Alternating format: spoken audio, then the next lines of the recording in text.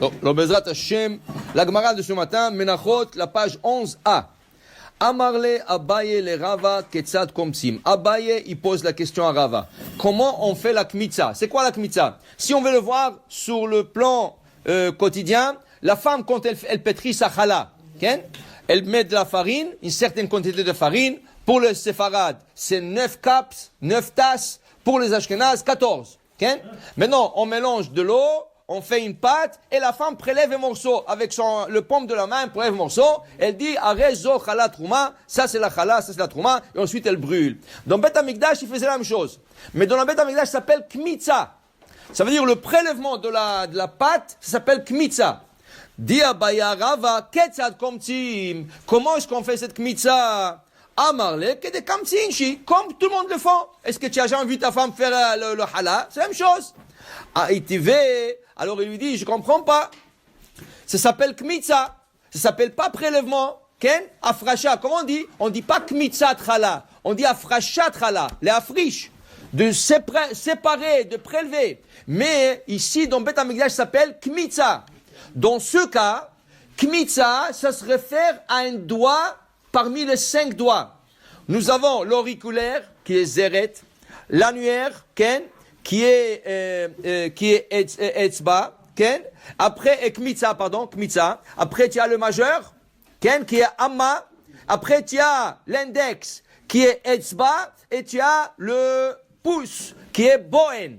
Alors, si ça s'appelle kmitza, on est kometz, ça veut dire qu'on se réfère au doigt, l'annuaire où on pose l'anneau de mariage. Ken? Alors pourquoi ça s'appelle? Alors il dit, regarde, tous les doigts que nous avons, Dieu ne les a pas créés la même chose. Il y a une raison, et la Gemara explique maintenant la raison. Pourquoi Dieu n'a pas créé tous les doigts au même niveau? Pourquoi un doigt est plus long que l'autre, plus petit que l'autre? Un doigt sur le côté de la paume de la main. Pourquoi tout ça? Chaque doigt, Dieu l'a créé pour un but. Quel est le but? Alors la Gemara t'explique. Il dit ici que le tzbaot, le doigt, le zeret. Qu'est-ce qui sert zeret? Zeret, il sert pour mesurer le hoshen. Le hoshen, c'était le pectoral, le bijou que le Kohen Gadol portait sur sa poitrine, et avec 12 pierres, avec le nom de Bnei Israël, ça se mesurait avec l'auriculaire. Okay? Le zeret se mesurait avec l'auriculaire. Qu'est-ce qu'on fait avec l'annuaire? Justement, on fait la kmitza. On prélève. Et là, tu dis avec le paume de la main. Alors, on ne peut pas prélever avec un seul doigt. Il y a 3 doigts dedans. Et après ça, le majeur. Comment on appelle le majeur? Ama. On appelle le majeur ama. Ama, c'était la mesure. Aujourd'hui, tu parles de mètres. Aujourd'hui, l'unité de mesure, c'est des mètres. C'est des pouces, ken, ou le yard, anglais, ken. À l'époque du Talmud, tout le monde, même les goïms, utilisaient la amma. Qu'est-ce que c'est amma? Du coude jusqu'au majeur. Et c'est pour ça que le majeur, c'est le plus haut, parce qu'il sert à mesurer la amma. Combien ça fait à peu près? En homme moyen, ça fait 48 cm. C'est ça, une coudée. C'est ça, en français, c'est une coudée. Amma, ken.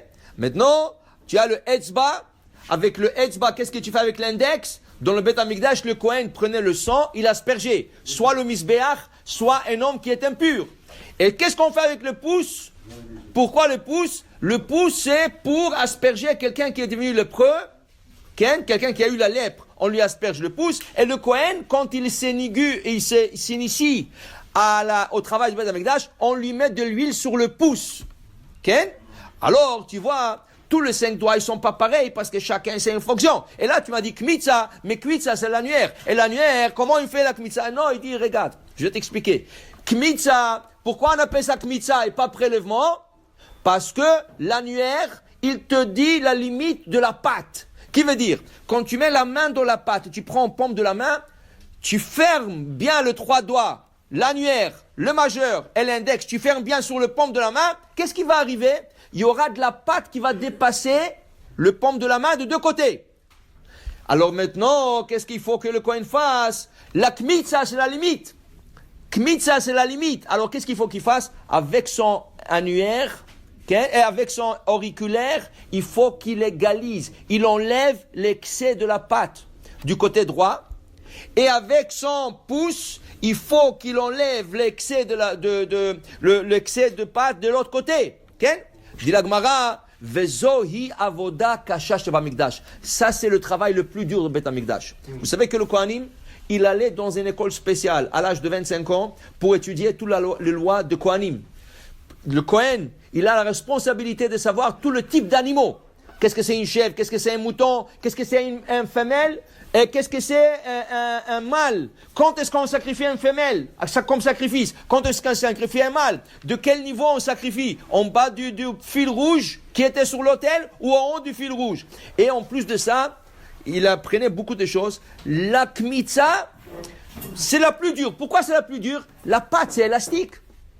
Comment est-ce que tu coupes avec l'auriculaire? Comment tu coupes une pâte sans avoir aide avec l'autre main, la main gauche, sans avoir un couteau? Essaye de couper la pâte avec rien que le doigt, les deux côtés. C'est très très dur. Et il faut qu'il se bat avec la pâte pour bien la couper. Il passe un stage, pareil pour ça. Mais ça, c'est le travail le plus dur, Beth Amikdash. Okay? Comment égaliser la pâte? Et c'est pour ça qu'on l'appelle pas. On n'appelle pas un prélèvement, afracha. On ne l'appelle pas afracha. On l'appelle kmitza, et l'annuaire qui est kmitza, qui s'appelle kmitza, c'est la limite de la pâte. Il ne peut pas dépasser plus que ça. Baruch Adonai le'olam. Amen ve amen.